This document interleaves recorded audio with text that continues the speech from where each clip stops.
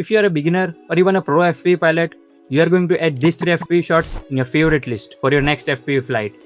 Because it's too simple, beginner friendly to control, and looks cinematic. So let's move to the first shot we are curious about. This shot starts extremely low. First of all, hover your drone as low as possible, then start moving forward using right joystick. Then start giving throttle slowly to push the drone in the air and revealing the land. You can try this on any subject, moving car from front or back direction, and it looks very cinematic.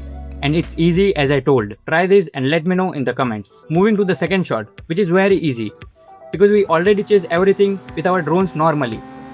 And this shot is exactly like that, but with micro adjustment to make it more cinematic and looks professional. I'm talking about the follow through.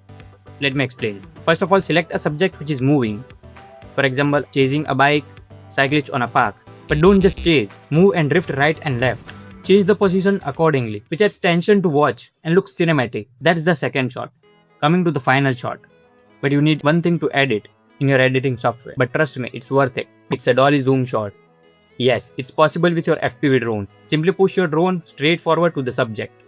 No yaw, no roll, no altitude change. Just a clean forward motion until the subject is about to cover the frame, and that's it. Now comes the editing part. Open your editing software. It should be any software or even an Android or iOS application like InShot or CapCut. First import that footage in the project. Then zoom it according to your need. If you have taken shot at high speed, then zoom it more. And if taken slowly, do it normally as I am doing. So zoom it and add a keyframe, then move to the end of the clip. And zoom out and fit to the frame normally. And add a keyframe.